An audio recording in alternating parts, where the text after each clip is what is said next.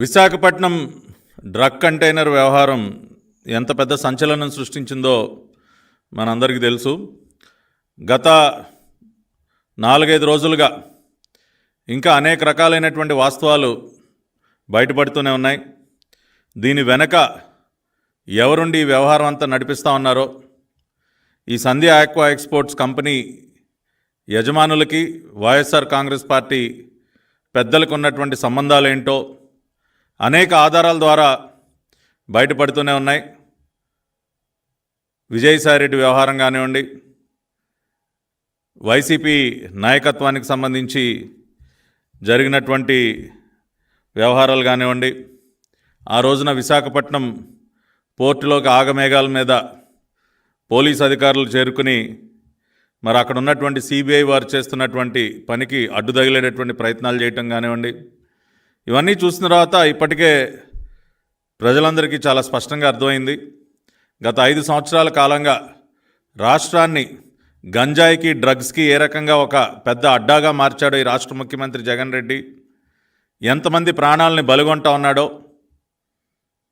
Visakhapatnam police కమిషనరే మొన్న స్వయంగా media సమావేశంలో మాట్లాడుతూ ఉన్నాడు. ఆయన విశాఖపట్నం గంజాయి రవాణాకు ఒక ట్రాన్సిట్ పాయింట్ కింద మారిపోయిందని చెప్పి ఆయన ప్రెస్ మీట్లో స్వయంగా మాట్లాడుతూ ఉన్నాడు. ఎంత సిగ్గుచేటండి! ఇవాళ విశాఖపట్నం మాదక ద్రవ్యాల రవాణాకి ఒక ట్రాన్సిట్ పాయింటా? ఎటువంటి నగరాన్ని ఏ రకంగా మార్చేశారండి! గతంలో పెట్టుబడులకి ఒక స్వర్గధామంగా ఉండేది విశాఖపట్నం, ఒక హాట్ డెస్టినేషన్గా ఉండేది.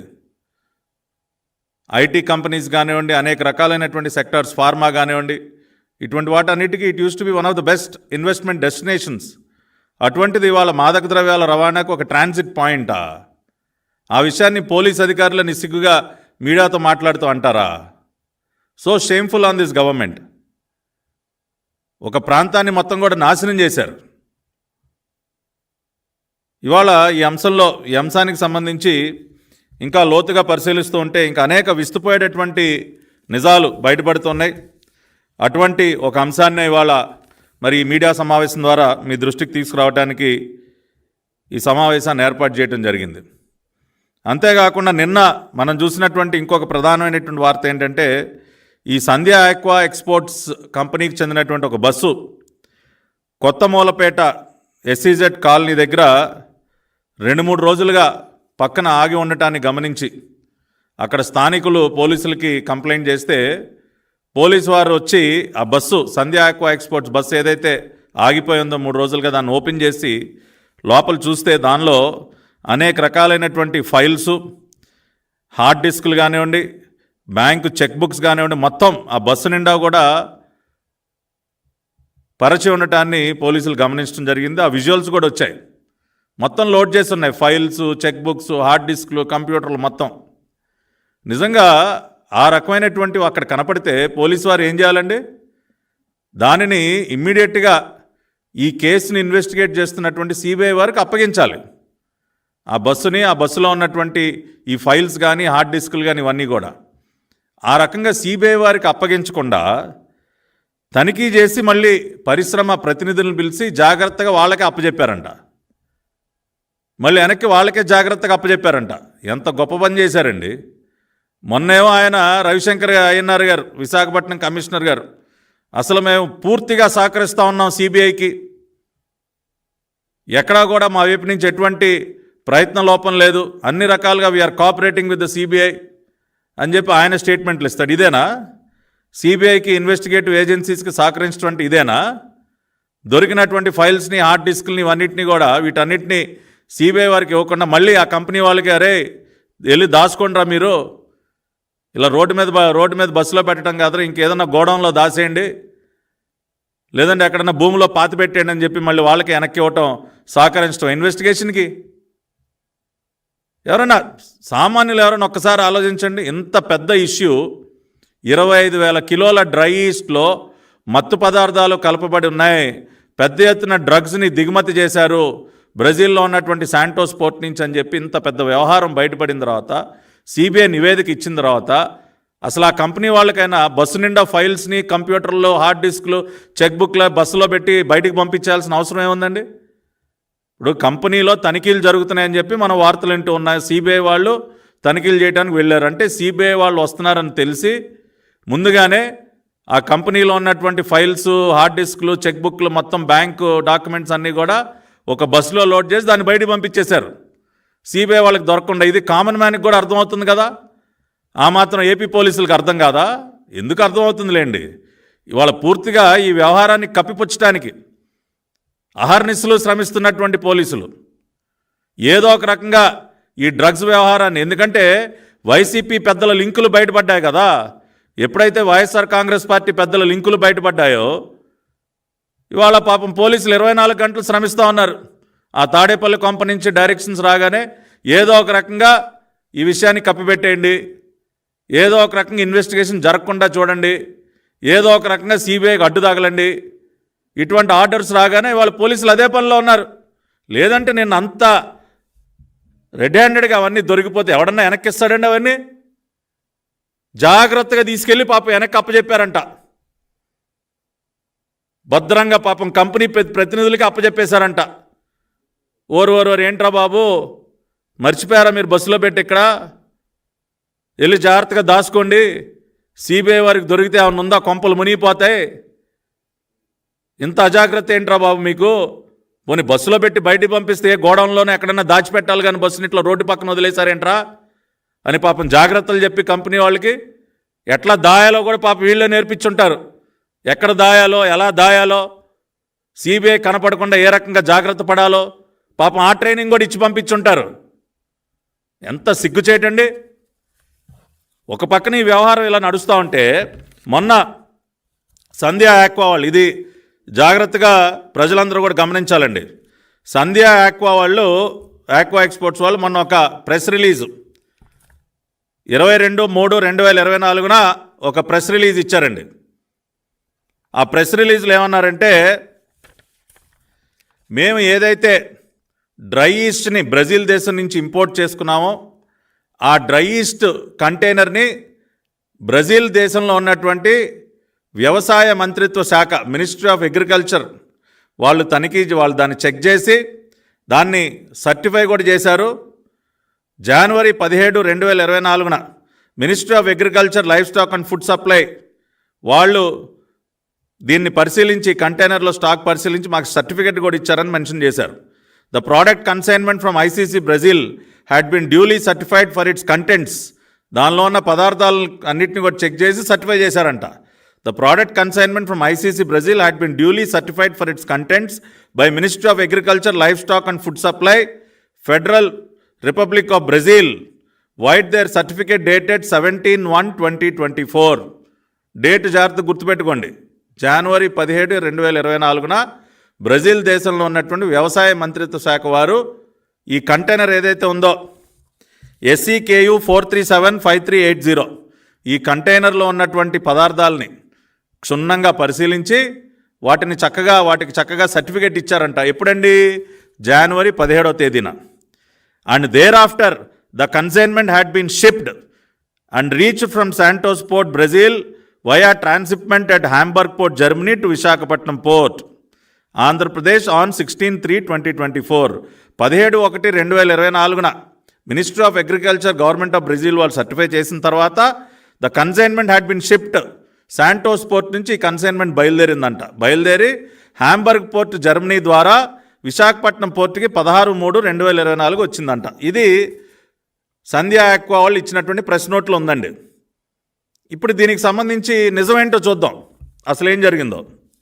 ఈ కంటైనర్ ఏదైతే ఉందో SEKU 4375380 కంటైనర్ ఏదైతే ఉందో ఈ కంటైనర్ని శాంటోస్ పోర్ట్ నుంచి మన విశాఖపట్నం పోర్ట్ వరకు తరలించినటువంటి కంపెనీ ఏదైతే ఉందో ఆ కంపెనీ పేరు ఓషన్ నెట్వర్క్ ఎక్స్ప్రెస్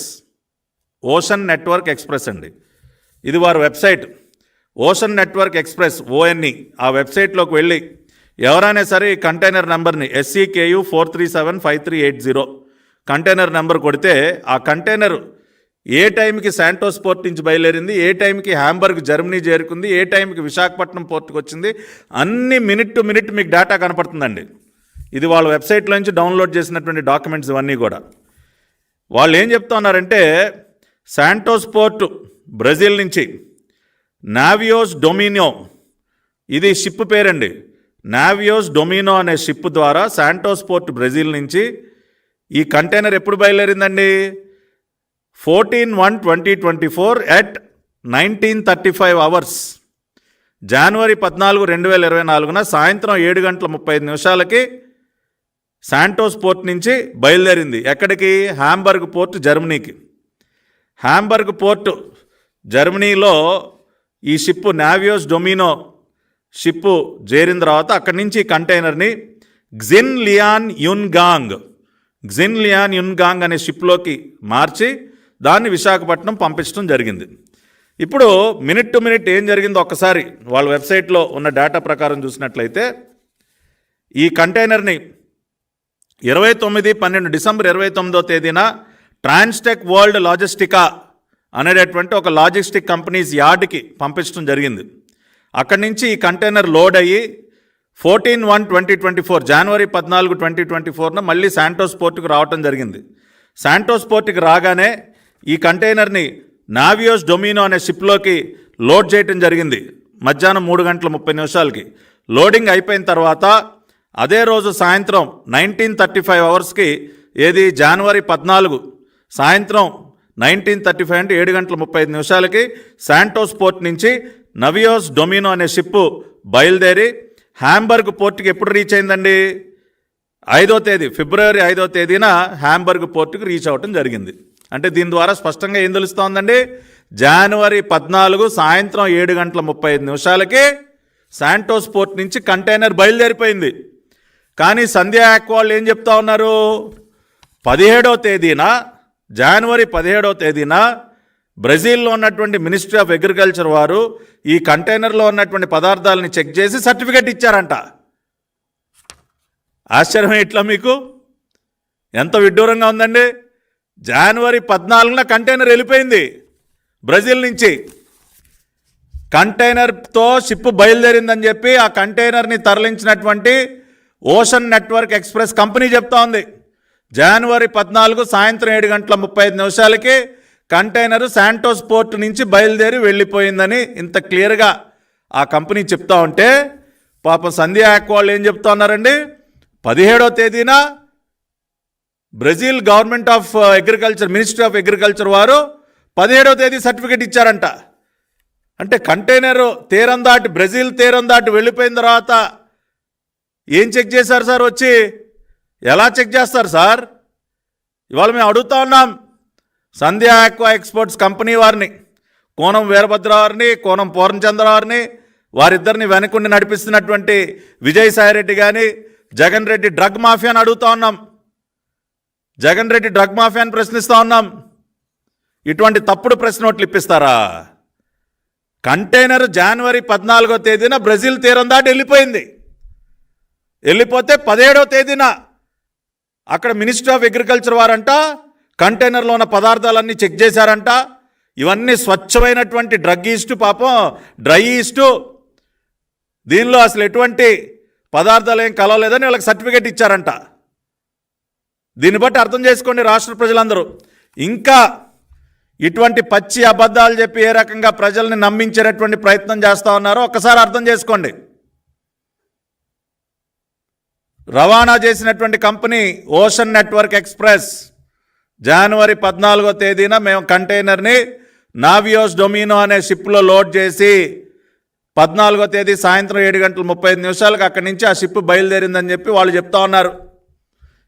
ఈ ప్రబుద్ధులేమో 17వ తేదీ సర్టిఫికేట్ తీసుకున్నామని చెప్తా ఉన్నారు. కాబట్టి వాస్తవం ఏంటంటే, దీన్ని బట్టి మనకు అర్థమవుతుంది ఏంటంటే, బ్రెజిల్లో ఉన్నటువంటి మినిస్ట్రీ ఆఫ్ అగ్రికల్చర్ వారు దీన్ని చెక్ చేయలేదు. దీనిలో ఉన్నటువంటి పదార్థాలు ఏమీ చెక్ చేయలేదు. ఎటువంటి సర్టిఫికెట్లు ఇచ్చేటటువంటి అవకాశమే లేదు. ఎందుకంటే 14వ తేదీన కంటైనర్ వెళ్ళిపోయింది అక్కడి నుంచి. అయినా కూడా ఎప్పుడైతే ఇక్కడ డ్రగ్స్ వచ్చినటువంటి కంటైనర్లో ఉన్నటువంటి డ్రై ఈస్ట్లో 25,000 కిలోల డ్రై ఈస్ట్లో కొకైన్, హెరాయిన్ వంటి డ్రగ్స్ కలిసి ఉన్నాయని ఎప్పుడైతే సిబిఐ వాళ్ళు కనుగొన్నారో, ఆ వ్యవహారాన్ని కప్పిపుచ్చడానికి మాకేదో మినిస్ట్రీ ఆఫ్ అగ్రికల్చర్ బ్రెజిల్ వాళ్ళు ఏదో సర్టిఫికెట్ ఇచ్చారని చెప్పి ప్రజల్ని నమ్మించేటటువంటి ప్రయత్నం చేస్తూ ఉన్నారు. ఆ రకంగా చేసేటటువంటి ప్రయత్నంలో అడ్డంగా దొరికిపోయింది జగన్ రెడ్డి డ్రగ్ మాఫియా. ఇవాళ తెలుగుదేశం పార్టీ పక్షాన మేము డిమాండ్ చేస్తూ ఉన్నాం, దీనికి జవాబు చెప్పండి. 14వ తేదీన కంటైనర్ బ్రెజిల్ నుంచి బయలుదేరి వచ్చేస్తే 17వ తేదీన మీరు సర్టిఫికేట్ ఏంటా తీసుకునేది? ఎవడయా వచ్చి చెక్ చేసింది? ఇంకా ఎవరిని నమ్మించే ప్రయత్నం చేస్తారా? అడ్డంగా డ్రగ్ రవాణాలో దొరికిపోయి ఈ రకంగా తప్పుడు స్టేట్మెంట్లు ఇప్పిస్తూ ఉన్నారు. ఒక పక్కన ఈ రకంగా తప్పుడు స్టేట్మెంట్లు ఇప్పించడం, రెండో పక్కనేమో బస్సు నిండా సంధ్య ఆక్వా ఫైల్స్, హార్డ్ డిస్క్లు, కంప్యూటర్లు, చెక్ బుక్లు దొరికితే వాటినేమో భద్రంగా తీసుకెళ్ళి మళ్ళీ వాళ్ళకి అప్పచెప్తారు, సిబిఐ వాళ్ళకి అప్పచెప్పకుండా. ఇక్కడేమో పూర్తిగా అడ్డగోలుగా ఆ కంపెనీకి సహకరించడం. ఆ కంపెనీ ఏముందిలేండి, కంపెనీని వెనకొని నడిపిస్తున్నటువంటి జగన్ రెడ్డి డ్రగ్ మాఫియాకి. ఆ రోజునేమో పోర్టులో హడావుడి చేశారు, సిబిఐ వాళ్ళు తనిఖీలు చేస్తుంటే. నిన్నేమో దొరికినటువంటి బస్సుని వెనక్కి ఇచ్చేశారు. ఇంకొక పక్కనేమో ఈ రకంగా తప్పుడు ప్రెస్ నోట్లు ఇప్పిస్తూ ఉన్నారు. కాబట్టి చాలా స్పష్టంగా జరుగుతున్నటువంటి పరిణామాలన్నీ గమనిస్తే 100% కంటైనర్లో వచ్చినటువంటి డ్రై ఈస్ట్లో మత్తు పదార్థాలు ఉన్నాయి. గత 5 సంవత్సరాలుగా ఏ రకంగా రాష్ట్రాన్ని గంజాయికి, డ్రగ్స్కి ఒక అడ్డాగా మార్చేశాడో జగన్ రెడ్డి, అది ముంద్రా పోర్టు వ్యవహారం కానివ్వండి, ఆ తర్వాత పట్టుబడినటువంటి అనేక మత్తు పదార్థాల వ్యవహారంలో కానివ్వండి, పూర్తిగా ఇవాళ ఆంధ్రప్రదేశ్ని మత్తు పదార్థాలకు ఒక అడ్డాగా మార్చేసి, మరీ ముఖ్యంగా రాష్ట్ర రాజధానిని చేస్తా, అది చేస్తా, ఇది చేస్తానని చెప్పి విశాఖపట్నాన్ని ఒక డ్రగ్ క్యాపిటల్గా మార్చేసి రాష్ట్రంలో ఉన్నటువంటి యువత జీవితాలను నాశనం చేస్తూ ఉన్నాడు. ఇవాళ ఈ మత్తు పదార్థాలకి బానిసలైనటువంటి అనేక మంది ఆత్మహత్యలు చేసుకుంటా ఉన్నారు. ఇవాళ ఇంకొక సర్వే రిపోర్ట్ కూడా బయటపడింది. రాష్ట్రంలో ఆత్మహత్యలు చేసుకుంటున్నటువంటి వారిలో అధిక శాతం ఈ మత్తు పదార్థాలకి బానిసలైనటువంటి వారే ఉన్నారని చెప్పి ఇంకొక నివేదిక ఇవాళ చెప్తా ఉంది. అంటే ఒక జనరేషన్ని ఏ రకంగా నాశనం చేస్తూ ఉన్నాడో చూడండి ఈ రాష్ట్ర ముఖ్యమంత్రి. కేవలం తన ధనదాహాన్ని తీర్చుకోవటం కోసం ఈ రకంగా మన బిడ్డల్ని మత్తు పదార్థాలకి బానిసలను చేసి వేల కోట్ల రూపాయలు దిగమింగుతో మన బిడ్డల జీవితాలతో ఆడుకుంటా ఉన్నాడు ఈ రాష్ట్ర ముఖ్యమంత్రి. ఇవాళ నేను ఒకసారి ఈ ప్రెస్ మీట్ చూస్తున్న వారిని కూడా నేను కోరుతా ఉన్నా, మీ చేతిలో ఉన్నటువంటి స్మార్ట్ ఫోన్ తీసుకోండి, ఓషన్ నెట్వర్క్ ఎక్స్ప్రెస్ వెబ్సైట్లోకి వెళ్ళండి, కంటైనర్ నెంబర్ కొట్టండి. కంటైనర్ నెంబర్ కొడితే మీకే వాస్తవాలు తెలుస్తాయి. ఏ రకంగా ఇంకా ప్రజానీకాన్ని నమ్మించేటటువంటి ప్రయత్నం చేస్తూ ఉన్నారో ఓషన్ నెట్వర్క్ ఎక్స్ప్రెస్ వెబ్సైట్లోకి వెళ్ళి మీరే చెక్ చేయండి, మీరే వాస్తవాలు తెలుసుకోండి. కంటైనర్ ట్రాకింగ్ మొత్తం ఉంది దానిలో. ఏ రోజున ఎన్ని గంటలకి ఎన్ని నిమిషాలకి బయలుదేరింది, ఏ షిప్లో బయలుదేరింది, జర్మనీ ఎప్పుడు రీచ్ అయింది, అక్కడి నుంచి ఎప్పుడు బయలుదేరింది, విశాఖపట్నం ఎప్పుడు వచ్చింది, ప్రతిదీ మినిట్ టు మినిట్ ఉంది. దానిని బట్టే మీరు అర్థం చేసుకోండి. సంధ్య ఆక్వా వాళ్ళు ప్రెస్ నోట్లు ఇంకా ప్రజలు నమ్మించడానికి ఎన్ని అబద్ధాలు చెప్తా ఉన్నారో ఒకసారి మీరే తెలుసుకోండి. కాబట్టి చివరిగా నేను ఒకటే చెప్తా ఉన్నా, వచ్చినటువంటి కంటైనర్లో 100% మత్తు పదార్థాలు ఉన్నాయి. బ్రెజిల్ దేశంలో అక్కడ ఉన్నటువంటి మినిస్ట్రీ ఆఫ్ అగ్రికల్చర్ వారు ఎటువంటి తనిఖీలు కూడా చేసే అవకాశమే లేదు. 14వ తేదీన కంటైనర్ బయలుదేరి అక్కడి నుంచి వచ్చేసింది, వచ్చిన మాట వాస్తవం. కాబట్టి 17వ తేదీన మేమేదో సర్టిఫికేట్ తీసుకున్నాం, అంతా బాగానే ఉందని చెప్పి మినిస్ట్రీ ఆఫ్ అగ్రికల్చర్ వాళ్ళు చెప్పారు అని ఇంకా ప్రజల్ని నమ్మించేటటువంటి ప్రయత్నం ఏదైతే చేస్తూ ఉన్నారో ఇది పచ్చి అబద్ధం అని ప్రజలందరూ కూడా గమనించాల్సిందిగా కోరుకుంటూ, ఈ రకంగా రాష్ట్రాన్ని డ్రగ్స్కి ఒక అడ్డాగా మార్చేసినటువంటి ఈ సైకో సీఎంని ఖచ్చితంగా రేపు మే 13న జరగబోయేటటువంటి ఎన్నికలో ఖచ్చితంగా బుద్ధి చెప్పండి. మన బిడ్డల కోసం, మన బిడ్డల భవిష్యత్తు కోసం, మన బిడ్డల ప్రాణాలని కాపాడుకోవటం కోసం ఇటువంటి డ్రగ్ మాఫియాల్ని రాష్ట్రం నుంచి తరిమేయాలంటే ఖచ్చితంగా ఈ సైకో సీఎం జగన్ రెడ్డికి బుద్ధి చెప్పాల్సిందే. ఆ రకంగా మీరందరూ కూడా మే 13న అటువంటి కార్యక్రమం చాలా గట్టిగా చేస్తారని చెప్పి కూడా విశ్వసిస్తూ